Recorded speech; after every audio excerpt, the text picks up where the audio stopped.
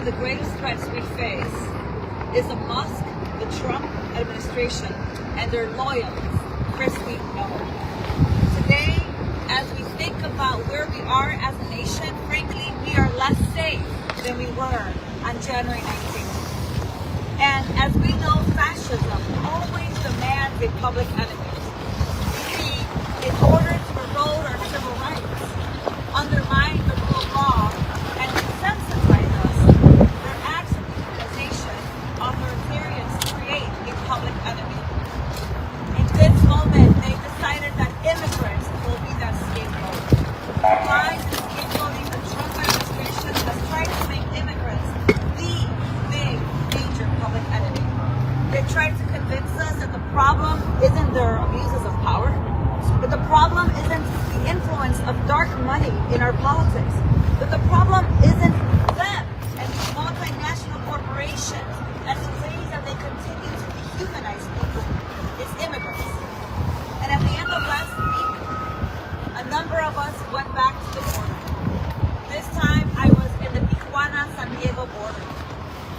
I saw children facing immigration processing without lawyers. I saw 12-year-old children in handcuffs. A basic right of being able to have representation for children was denied by Noem and Trump. I saw a woman run to the glass of the cell she was being detained in, along with other women, begging for help. I saw people and children what just came through, wanting to color, to try to find some stability as they attempt to seek asylum in a country that this precise moment is denying them from that refuge. I heard officers admit that people are dying trying to get through the barbed wire that Noem and Trump have put in to deter people from seeking asylum.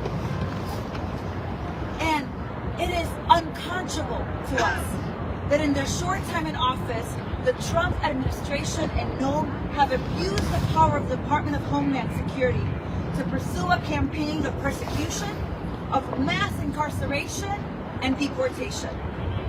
Day after day after day, Noem disregards the authority of Congress. She disregards the laws of the land and the constitutional rights of residents, the courts, due process, and every check and balance that protects us from their fascist authoritarian agenda. No one has been spared from their abusive authoritarian assault. Not children with cancer, not organ donors, not student activists, not professors, not green card holders, not asylees, not even DACA recipients, not even veterans. The administration, through Noem's actions, has detained a Puerto Rican veteran in Jersey. They've illegally deported Omar Abrego Garcia due to what they call an administrative error. How many administrative errors after administrative errors will this administration continue to do? They've sent hairdressers and soccer players to offshore detention centers like SICA in El Salvador. They've weaponized immigration enforcement against activists and dissenting voices like legal permanent resident Mahmoud Khalil, international student Rumesca Oster, and labor rights organizer Alfredo Lelo Juarez. They continue to do this because they think they can get away with it. And they are sending women to an all-men's prison in El Salvador, thinking that they can get away with it. These are just some of the cases that actually have made the headlines. But you and I both know that what they're doing is creating fear and persecution around the country and frankly around the world. Noem has wasted millions of taxpayer dollars in furthering the vilification of immigrants, from a $200 million anti-immigrant ad campaign to a $45 million illegal contract to detain people in offshore places. More than $300 million to militarize and end parole and due process at our borders. And as a member of Homeland Security, I take my letters after letters after letters, making congressional requests that the Secretary come before the oversight body of the agency. I publicly demanded the Secretary come to the committee, but those calls continue to go unanswered. And friends, I believe in due process. I believe in the rule of law and in the Constitution. I believe in our shared humanity and human rights, in our community safety.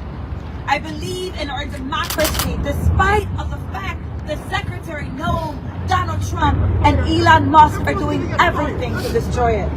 And I believe in checks and balances, and certainly in accountability. I believe honoring those laws, processes, values, and commitments make us safer, and undermining them make us all less safe.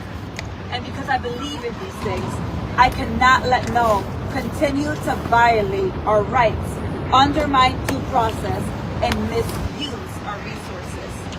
It is why on this morning I stand here with community demanding that Kristi Noem resign from her position as the Secretary of Homeland Security. The time is up. It is time for Secretary Noem to step down. And it is time for us to have a secretary that respects law, due process, but that is not Kristi Noem.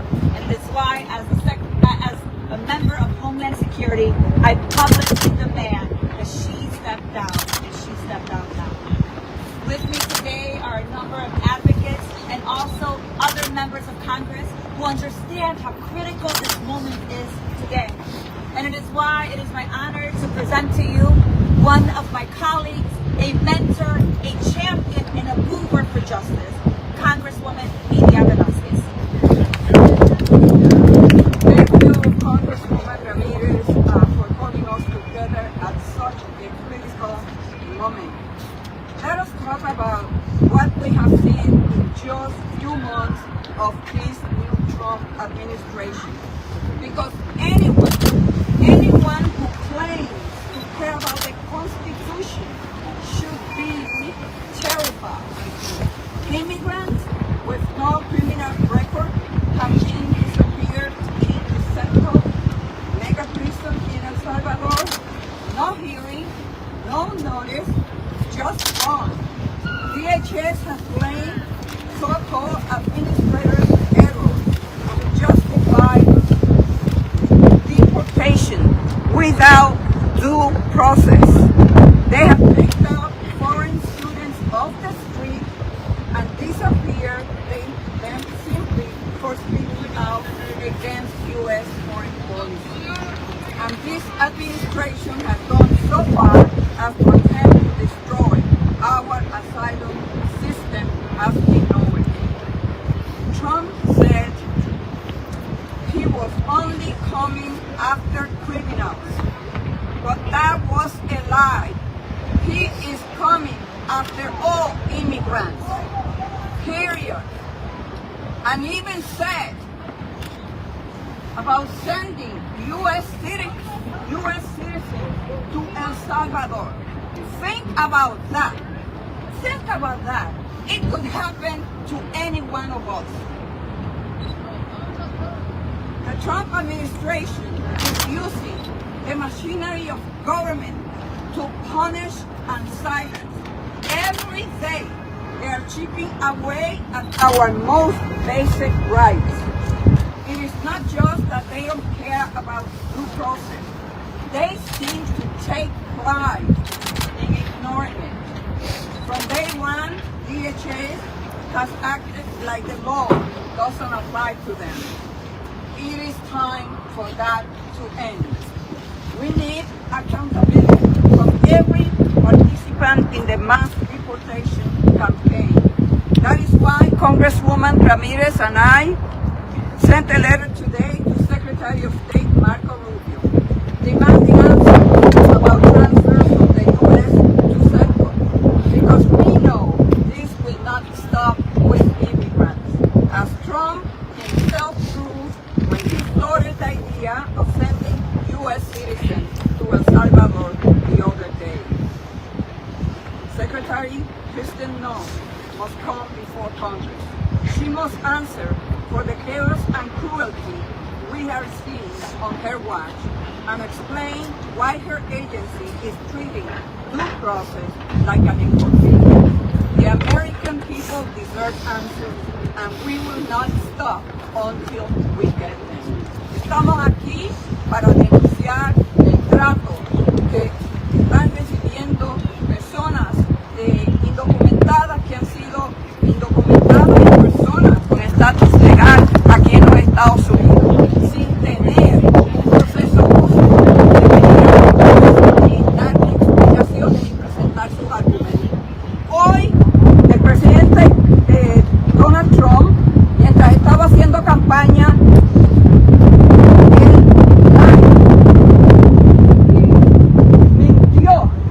el público americano cuando dijo, y muchos latinos le creyeron, sobre todo hombres latinos, de que se iban a enviar a deportar los criminales. Bueno, ustedes están siendo testigos de que no solamente están enviando criminales, pero aún así todo el mundo tiene derecho a un proceso judicial justo. Los invito a ustedes para que se expresen en rechazar las actitudes y las decisiones de esta administración Donald Trump. Estamos con ustedes y seguiremos insistiendo en que se respeten los derechos y que todo el mundo está cubierto bajo la Constitución. Gracias. With that, I'd like to introduce to you another one of our colleagues here today, Congresswoman Rashida Tlaib from Michigan. Thank you so much, women. If I ever get to change, take some you know, even in a hindrance or a touch of the due process, I don't think people realize, because they're like, oh, it's not me. But any kind of watering down, making exceptions of who gets due process and doesn't is actually deteriorating your rights, our rights. So it's very important. You know, the Trump administration's attack on immigrants in our country, it is incredibly cruel and disgusting. Every single day, it gets more and more shameful.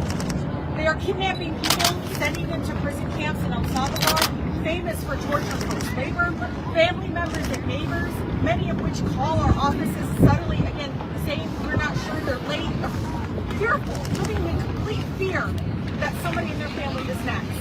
But people getting kidnapped, abducted, disappearing to a prison in a country that many of them have absolutely no connection with. No due process, no charges, no trial, just cruelty and targeting and racial profiling. We see it because they're also stopping Americans who may look like us and trying to again target them and again try to detain them. You know, I think of Kilmar Garcia, who's stolen from his wife and family, including their 5-year-old child, who's autistic and nonverbal. You know, Kilmar's wife has spoken about how distressed their son has been since their father was taken away, finding his dad's shirts and smelling them because he misses them. You know, we're missing the humanity of what our country is doing. You know, the cruelty is the point with this administration. You know, the Trump folks is using official government social media accounts. It's so, I mean, these are things that in 10 years people are going to look back and say, you guys let that happen? Yeah. So my colleagues need to wake up and understand. People are going to look back and say, you let the White House post these unbelievable, disgusting, and shameful, and lawless posts like this. This is cruelty. It's dehumanizing. It's degrading. The fact that many of families are watching and seeing that they see their loved ones among the crowd. The videos of immigrants in chains and inhumane conditions. They take sick pleasure in the violent human rights abuses committed against them. Again, I as an American, I'm ashamed. I'm ashamed that our country is moving in this direction. The attacks on immigrants is an attack on all of us. This is openly fascist behavior rooted in white nationalism. Trump is himself Trump himself said that he would love to send U.S. citizens to prison camps, that he's all for it, quote, all for it. They are targeting disability students for their First Amendment speech, for protesting genocide, like Mahmoud, like Asmiya, like Badar. All of these people shredding our constitutional rights to free speech and due process. They are targeting detaining labor are sending immigrants to detention facilities in Guantanamo, a global symbol of torture, racism, and dehumanization. They are kidnapping, using chains, forced labor, a reminder of the worst chapters of our history. We cannot allow this to continue. Just again, in my own district, a resident, American lawyer, getting detained at the airport, his cell phone confiscated, detained for over an hour, all because he represents students, encampment students. Again, the targeting is real and it's happening. Yes, they might be starting with things that may divide our country around immigration, maybe the issue around what's happening in Gaza. But I trust me, it will be the other issues like unionization. There will be other issues like access to abortion care. This is an attack on all of us. They will start here and they will lead to other issues that they disagree with. So again, we have to understand a future with no border walls, no Guantanamo, no family separation, no deportations, and with human rights, safety, and human dignity for all people, no matter where they were born, who you are, or the color of your skin. It is important, again, to restore this. I remind folks, and they always start with people like us.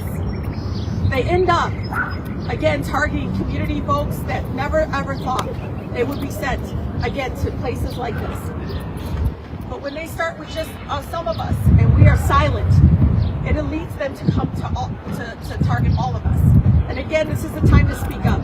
I really cannot commend Congresswoman Ramirez enough, and of course my sister Delia Ramirez has been speaking up. This is a moment, again, no matter our backgrounds, no matter the makeup of our communities or districts, this is a time to come together and say, look, not on our watch will we allow this to happen. And again, any deterioration of due process is a deterioration to all of us. So again, thank you so much, and again, your leadership is so much. This work in Congress, we often say, it's about legislating using oversight authority. It is about the courts and the litigation process, and it is about the community and the mobilizing work that needs to be done. So today with us, we have organizations that have been holding the line, that have been protecting due process, that have continued to talk about the importance of preserving our First Amendment rights. And today with us, we have Jesse Frensblow, the Senior Policy Analyst with the National Immigration Justice. Let's give them a warm welcome. Thank you. Jesse. Thank you so much, Congresswoman Delia Ramirez. It's such an honor to be here with these brave Congresswomen Kristi Noem and Delia Ramirez for standing up. Today I'm really honored to be here. I'm a Senior Policy Analyst with the National Legal Justice Center, which for 4 decades has worked to ensure human rights protections and access to justice for immigrants, refugees, and asylum seekers. And headquartered in Chicago, the National Legal Justice Center provides legal services through its staff and pro bono network to over 11,000 people a year. The National Legal Justice Center has really witnessed firsthand the long-lasting traumatic impact of the harsh enforcement regime, which has grown astronomically over the years, costing billions of taxpayer dollars and destroying lives.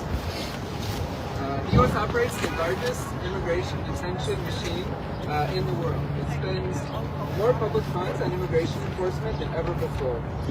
This is a relatively new phenomenon, and it stemmed from this dramatic shift in resources towards racialized policing, surveillance of immigrant communities, and intensified border militarization. ICE's overall budget has grown from $3.4 billion in 2004 to nearly $10 billion annually today. And CBP's budget has grown over that same time from around $5 billion to $16 billion. And so the increased funding for the enforcement and this buildup of this infrastructure for mass detention and sweeping targeted arrests and large-scale removals is what we are facing today. And oversight is of course essential. Our government officials must be held accountable for the misuse of federal funds and the evisceration of due process and other constitutional protections that we're seeing today. Our courts and Congress are on the front lines of the defense for basic humanity and to ensure that public funds are going towards communities in need, not towards ICE raids and more ICE jails. NIJC is fighting for immigrant communities, including those who are swept up in warrantless arrests by ICE in Chicago, in the first week of the Trump administration, and will continue to fight this administration's harmful policies. NIJC has uncovered ICE arrests and assaults targeting U.S. citizens, abductions of business owners, targeting domestic violence survivors, and will continue to fight these cruel tactics in Congress and in the streets. And we're so grateful for members of Congress who are speaking out and opposing legislative efforts to advance the Trump White House agenda, including the funding for legislation that risks access to basic services for kids, to provide tax loopholes for Trump's billionaire cabinet and donor class. NIJC is incredibly grateful for the champions of Congress demanding accountability and oversight of agencies responsible for such grave abuses, and those who keep showing up to fight for justice hard and communities. And now, next will be Eric Hickenberry, the Government Relations Director with Bridge Without War. Thank you so much, and thank you, Congressman Ramirez, for bringing us together today. I'm Eric Hickenberry, with the One Without War, president of this organization representing hundreds of thousands across the United States. And when the vast majority of people in the United States think about what keeps us safe, we think about a roof over our heads, access to health care, good food, clean water, and communities where we can go around safe, conflict, harm, and cross. But this administration isn't offering us real security. Instead, the only things this administration has to offer, whether it's President Trump or DHS Secretary Noem, is masked government agents abducting people in broad daylight, blowing deep cuts to public infrastructure, a farcical and wasteful deployment of our military to our borders, and unlawfully invoking a wartime code from 1798 to send dozens and dozens of immigrants with no criminal record to a murder prison abroad. And all DHS Secretary Noem has time for, it seems, is to film paranoid and disturbing propaganda videos for this paranoid, disturbed White House. We can all find a better use for her time. Let's get her down here for members of Congress representing the exact constituency she's terrorizing, and have her explain to the public, and not just her narrow echo chamber, why Gilmar Garcia, Andrea Hernandez Romero, Khalil Rumesa Ozturk, and a growing list of human beings who are languishing in prisons instead of freely living their lives with friends and loved ones. We have questions, and her only answers can possibly be to free them all and to stop these blatant and reprehensible abuses. Thank you.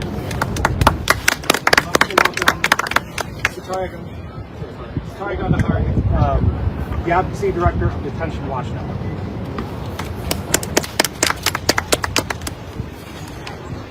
We cannot overstate how dire this moment is. Trump's expansion of the detention and deportation system is unprecedented, and his use of the system to target those who criticize the policies of this government is an inflection point in the rising tide of authoritarianism. The Trump administration is dredging up some of the darkest moments in our history to consolidate power, suppress dissent, and enact a cruel agenda.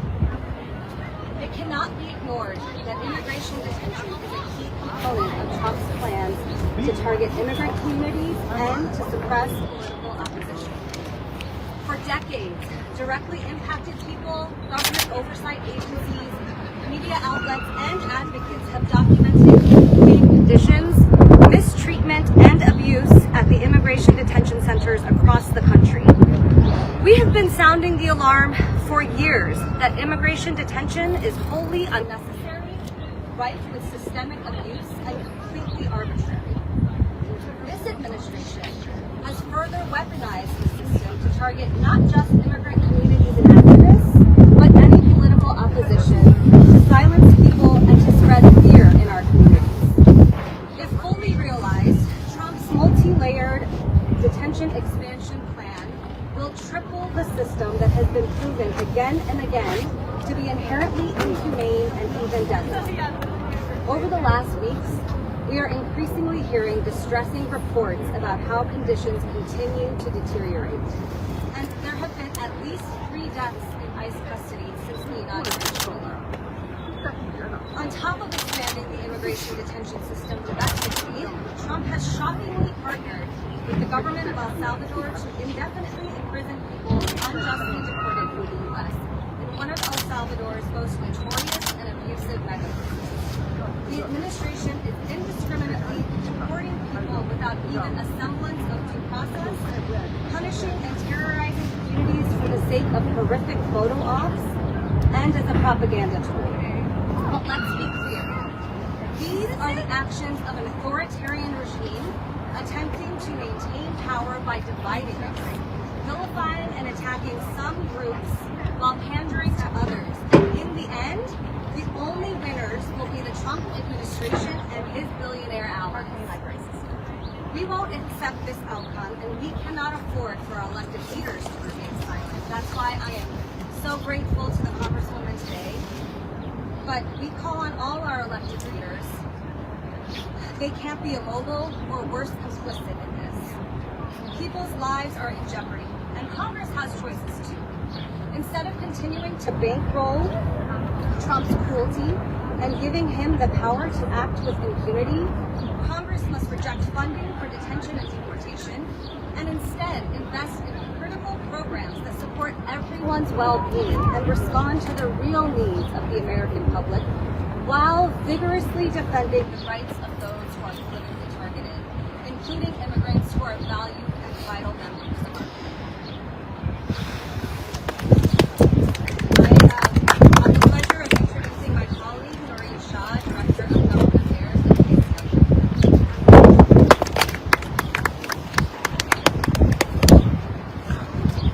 Good afternoon, everyone. I'm Maureen Shaw, Director of Government Affairs for Immigration at the ACLU. In the last month, the Trump administration has sent scores of men to a prison in El Salvador known for nightmarish conditions. It's one of the most brutal prisons in the world. It's said that the only way to exit is through a coffin. It's said that those who enter will never see the sun again. We have seen now, because of the reporting of 60 Minutes and the photos from the journalists who entered, we've seen the images of this prison. They're images of despair, and there are images of indifference, and images of cruelty, and images even of glee on the part of this administration and its supporters, who delight in the suffering of human beings they do not know. This is a catastrophic moral horror, to send people, to spend our taxpayer dollars, to send people to a nightmare, and to close the door, and to turn our backs and say, it may have been an administrative error, but there's nothing that we can do. Instead of denying what is happening, our government is celebrating. So let's stop and say the name. Let's say the name of one of them.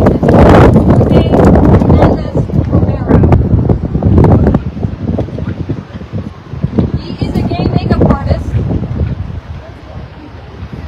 He loved his parents. He loves his parents. He has tattoos honoring them on his body.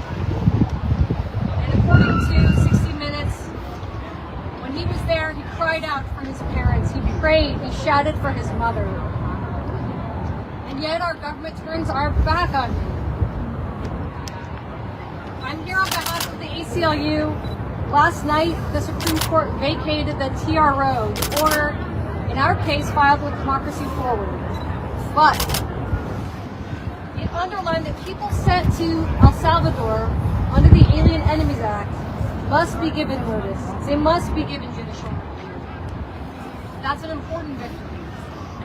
We are filing habeas suits as of last night and this morning, and we will keep fighting.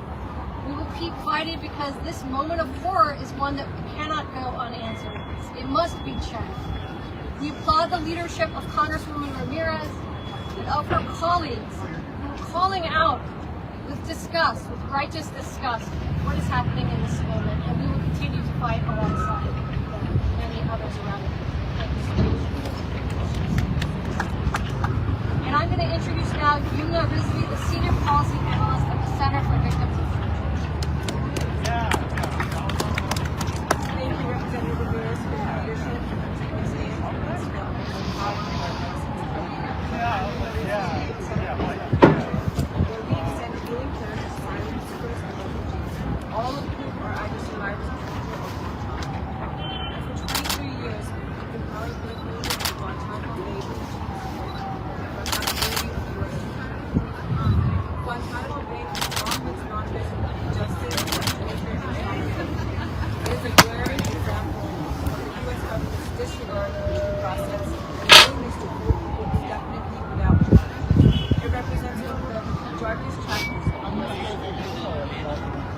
administration's decision to now hold immigrants including asylum seekers and refugees in a facility notorious for human rights violations is morally reprehensible, unprecedented, and unlawful. Perversely, the administration's claim of Guantanamo's legacy as a haven to torture and injustice scare immigrants and vilify them to the broader public. Let's be clear, seeking refuge is not a crime, and migrants should never be treated as criminals. To date, the administration has wasted close to $40 million of taxpayer money for this performance. Secretary Noem must answer for setting up hundreds of tents that have never been used, shuffling people around like cargo, and holding them in inhumane conditions. There has been no transparency, no accountability, and no regard for human dignity. This is more than mismanagement. It is performative cruelty. The military detention facility at Guantanamo should have been closing instantly. It is unacceptable that not only is it still operational, but that it is repurposed to get another generation of unjust detention. And with that, I have the privilege of heading it back to you.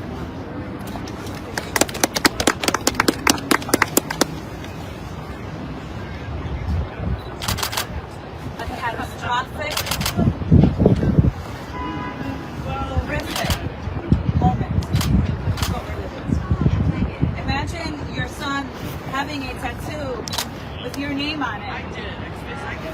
And then all of a sudden he is detained, he's abducted, and he is sent to a maximum security prison camp in El Salvador. And he is put in this position as they're being beat, as their head is being shaved, and then you have a secretary who not just celebrates the horrors that your child is living, she stands in front of them and she happily talks about how she will do this to the next child, to the next person that dares to dissent in a moment such as this. That she's okay with abducting young people from their schools. That she's okay with deporting veterans.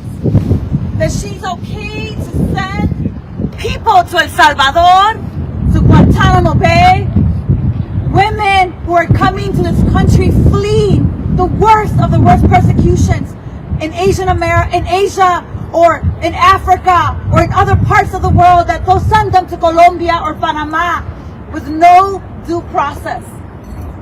Imagine members of Congress asking for the secretary that is getting paid by your tax dollars to come before a committee and answer questions, and those calls to go unanswered repeatedly because she's too busy going on her selfie videos, causing torture, torment, and fear across the world.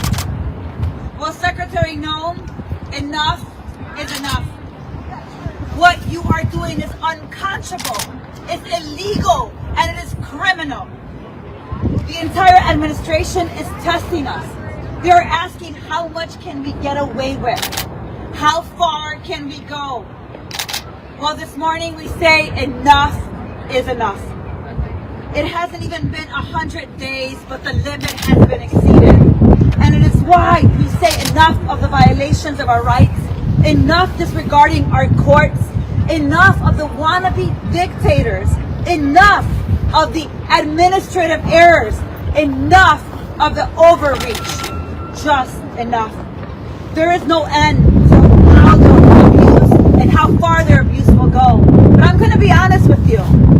The trauma, the fear, the experiences of Americans, of those seeking asylum, you cannot reverse the trauma and pain that this administration is causing on an entire nation. You can't just administratively change things. You certainly must return these people back to where they belong, back home, here. But you can't take away the trauma and impact that has already been incurred. And it is why today I courageously stand before the halls of Congress in front of the United States Capitol, calling for Secretary Noem to resign immediately. Because we understand that enough is enough. Because we understand that standing up to fascism is our moral responsibility of this moment. With that, we end our press conference.